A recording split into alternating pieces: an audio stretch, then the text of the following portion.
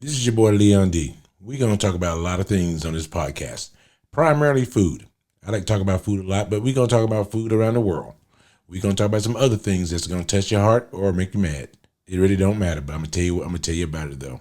DJ Leon D. Peace. Let's get it on. Well, we're back at it again. Let me tell you something. As the holidays comes up for Christmas and New Year's and all this, as the holidays comes up, we're going to find ourselves in airports more than we can imagine. We're going to find ourselves in airports more than we can imagine. And now let me tell you something about airports. You know, it's bad enough. Airline foods are terrible. But now in airports, the food in the airport is pricey as hell. You can go to McDonald's down the street and you get a Big Mac meal and you pay, $8.99, $9.99. You go into an airport, that same meal is going to cost you $15.99 because they got to pay the airport overhead. They got to pay a lot of things. But this is it. The lines are always long for any place decent. If you go in the airport and you don't see anybody in a line to eat, it's a reason why. But now you go to Starbucks, Chick-fil-A, even McDonald's, because kids love McDonald's. But you go to those kind of places, and man, the line is long.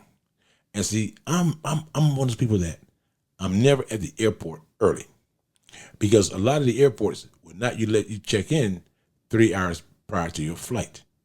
Oh yeah, I did that one time overseas. I got there 4 hours early, and they said you can't even check your bags in. Matter of fact, when I was in Vancouver last September. Yeah, I was in Vancouver because I had just came from Alaska. And we had 5 hours between the time our cruise ship got back and our flight flying back to the States. So I tried to check my luggage in, United said, no, it's too early. I said, well, I want to check my luggage in and go see the city. United said, nope, doesn't work that way. We're not doing it that way. And I was totally in shock. So, but no big deal. It's the airline policy, or maybe it's the government policy. I'm not sure. Maybe it's the bomb squad policy. If you're gonna set a bomb off, you're not gonna set it off early. I don't know. But anyway, the lines to get food, because everybody's on the same schedule, was ridiculous at every place we went to. No matter what airline, what airport, even Denver, no matter what, the lines are just long as hell. But like I said, if you go to the line, you got some places that are local that you never heard of. You don't know the quality of the food and stuff. Yeah, those lines are short. And even still, the lines are long because the people are slow as hell. They don't cook food in advance. It's almost like you go to a place and they're not trying to have one burger left over out of 1,000 burgers cooked that day. They're not going to have anything left over because that's throwing away money. The fact that this little girl is giving her boyfriend 5 free burgers don't bother them. Nope. So let me tell you what I do. You got to get access to a lounge. You have to get access to a lounge. Now, to get access to a lounge, you got to pay for it. Lounges ain't free. But now they do have a thing called Priority Pass, which allows you to eat at a lot of places at a discount. And when I say a discount, they give you $28 off your bill per person. So in other words, if you go there and you spend, $100 among 4 of you, you get $28 per person. So you don't pay anything. Now, I'm going to admit, some places you're going to have, some of your choices you have are not going to be bad choices. I've had some good choices. Depends on where you are. A few of them, I'm going to say about 10% are places I would normally go. Most of them are bars because the lounge don't make money on the food. Those restaurants, they make money on the liquor. I have yet to go someplace and go in a lounge and it was not liquor included or being sold by the vendor. Because they say, you know what, give them that burger and we get $28. But also, you got to have priority passes paying them or subsidizing them so much money of that $28. Maybe all of it. Not sure yet. Not sure yet. But if you go to like the Amex lounges or the Capital One lounges, or the Chase Sapphire lounges, you get quality food. You're going to get better food than any food in an airport. Even a bad lounge is going to have better food than anything in the airport. That includes your Chick-fil-A, Chipotle, McDonald's, because those are all just fast food stuff, Breckies and all that kind of mess. And all the food in the lounge is free. People, you hear me? Free. All the food in all the lounges is free. And it's always fresh.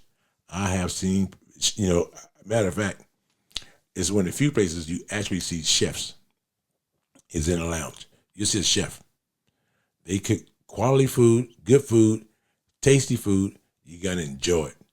Even the stuff you don't normally eat, the lounge makes it look good. So you got to get access to the lounge. One of the easiest ways is get a priority pass or get a credit card that allows you to have access to the lounges, whether it's an Amex, whether it's a Chase, or whether it's a Capital One. Now, speaking about those three, I am a little biased because I personally like the Amex lounges because they are nice. But now with the Capital One and the Chase building their own lounges, now they don't have a bunch of those, 3 or 4, whatever. The Amex got them all over the world. And people can say, well, so do Chase. No, Chase got one outside the United States. The rest of them are all in the Northeast. And now, I get that because I live in the Northeast, and they get it, and they put them where it's the most amount of passengers going through. But yet, I don't see any of those lounges in Chicago. Dallas is a big airport. Chicago's even bigger. Maybe it's just space or whatever have you. But the lounge access is a game changer when it comes to food at an airport. Airport food, it's the same stuff you can get down the street. You leave the airport, you can get the exact same thing, no big deal. But the lounge food is always locally inspired for the most part.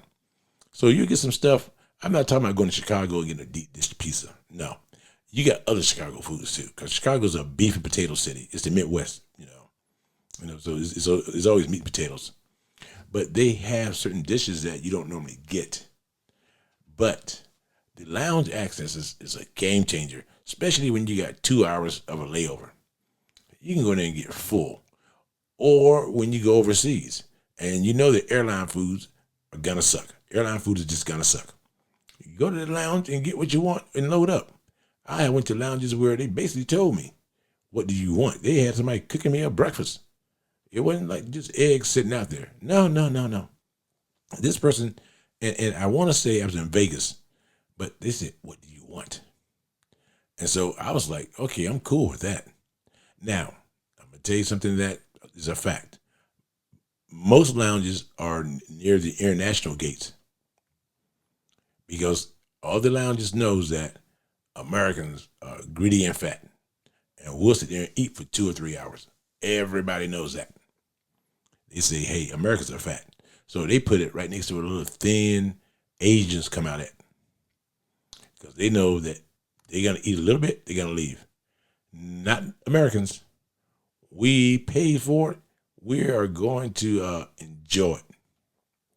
We are going to enjoy it. We're going to sit there. As a matter of fact, a lot of these lounges are pretty crowded. Everyone I go to is crowded as hell. But I'll be honest about it. I travel early in the morning, 99% of the time, or late at night when I'm leaving the East Coast going to Europe. But most of the time I travel early in the morning. And so, because we travel early in the morning, people go in there because they want breakfast. Some people go there 2 hours in advance because they want to save money on spending money in the airport, because they know that I might have my typical McDonald's breakfast or my typical Chick-fil-A chicken nuggets or whatever, chicken patty, whatever they call it. So people go to the lounges early in the morning knowing they got an 11 o'clock flight. They get there at 9:01 or 8:01, whatever you want to do. So lounges is the whole key to enjoying your experience. But like I said, they're not free. You either get into a credit card you're paying a fee on, or you just went out and bought priority pass yourself. Whatever. They're just not free. They are crowded for the most part. But here's the thing. The lounge furniture is very relaxing. The lounges are like a quiet place. You don't see a lot of kids at all. You don't see any badass kids. Nope, because people will slap the hell out of them and keep moving. So that's just part of the greatest enjoyment. That it's relaxing. You got quality food, and God knows you can get free. Oh, all the alcohol is free too. All the alcohol you want to drink is free. Now, some lounges have every brand in the world. Some don't, and some going to charge you $1 or $2. They're going to charge you the difference between the top shelf and second shelf. Some of them say, hey, everything on the second, third, and fourth shelf, free. Top shelf is going to cost you $2. How can you go wrong with that? And the lounge never runs out of food. They are constantly bringing food out. Something get almost halfway low, bam, they bring out some more. I went to the lounge and I was eating strawberries and mangoes and blueberries because I wanted a breakfast salad, a fruit salad. And I must have been the only person eating strawberries because every time that they looked at me, she looked at my plate and brought more out. She said, damn, he eating a whole pound of strawberries. But I wanted something like that in my body that morning. I said, I want something that was going to fill me up, but not bloat me. If I go ahead and get some other stuff, it's just going to bloat me. So I was like kind of proud of that. And I'm going to say not every airport has a lounge, but I have yet to find one that did not. I can tell you why. Because either I'm going to a major international airport or I'm going to a small American airport, but I got to connect to get there. And when I connect to get there, I already know that, hey, I'm going to connect to get there, but I am going to connect through a major hub, whether it's Dallas, whether it's Houston or United, whether it's Dulles, whether it's Miami and American, or whether it's Southwest, whether it's Baltimore or Nashville.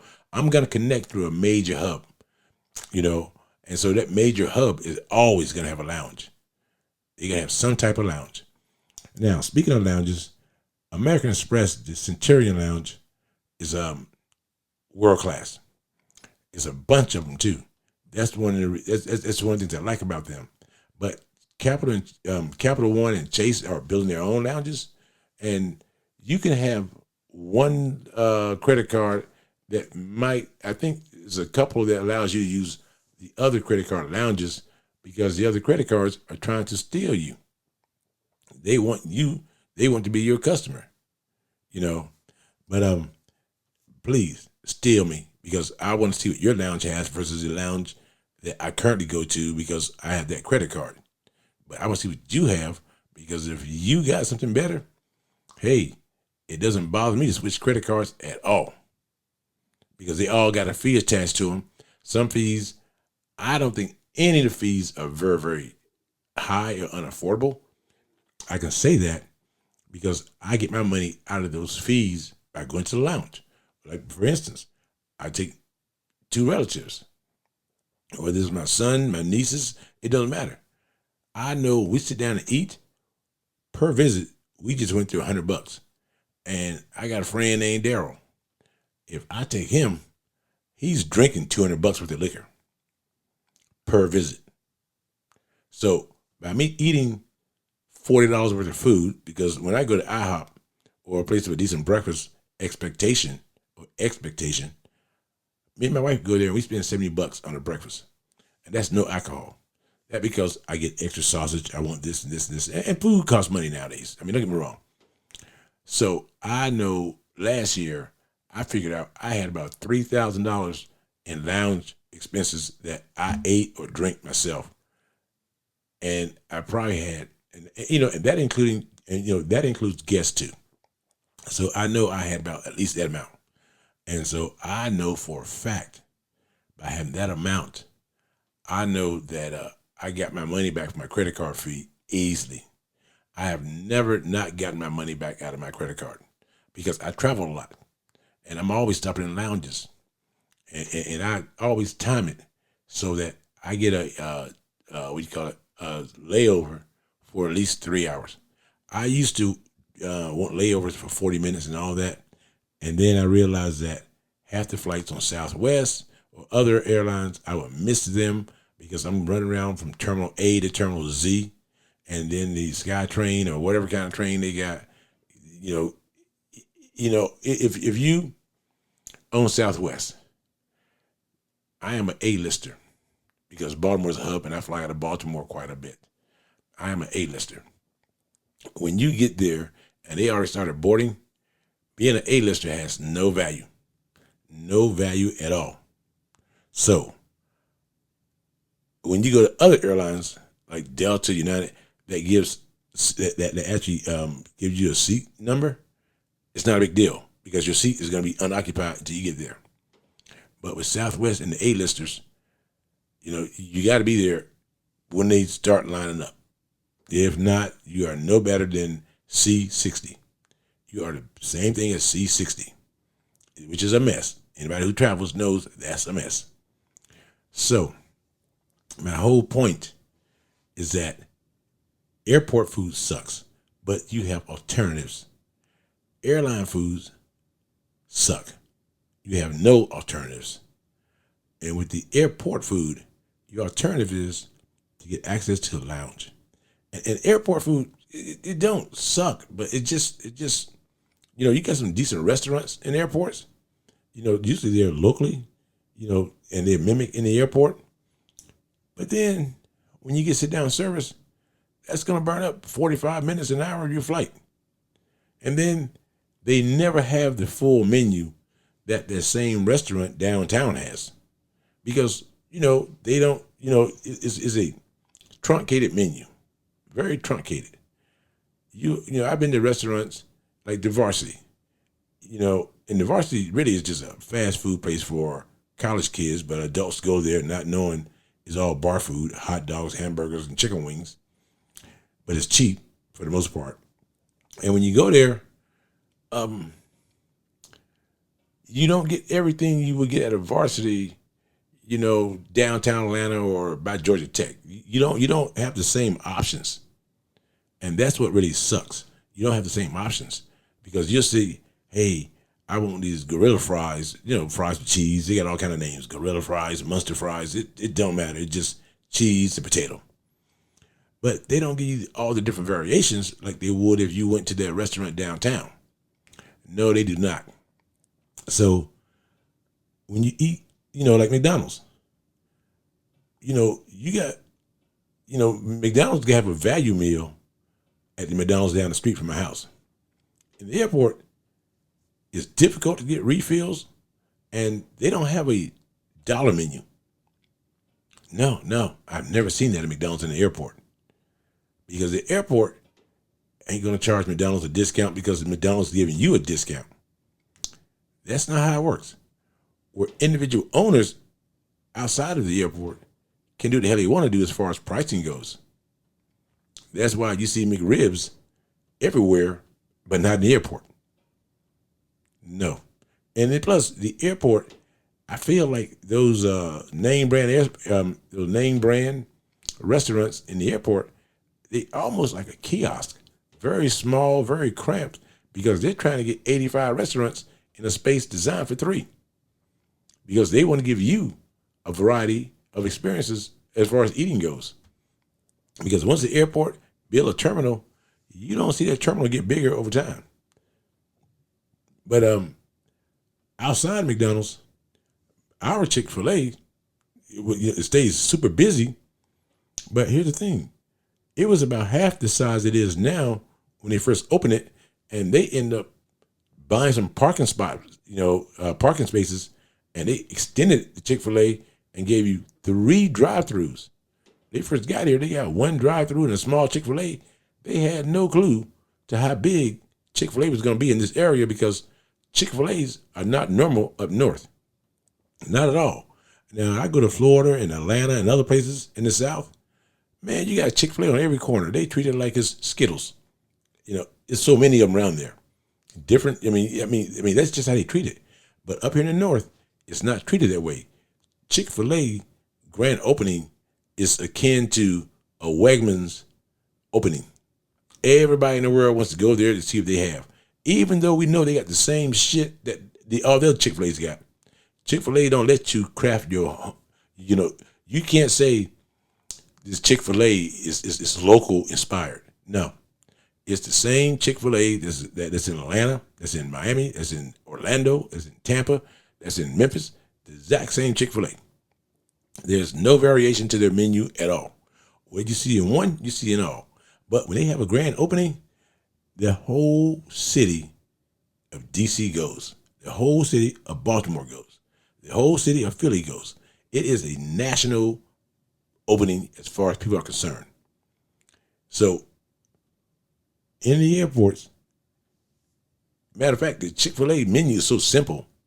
When you go to the airport, you get the exact same thing that you would get on the streets of Chick-fil-A.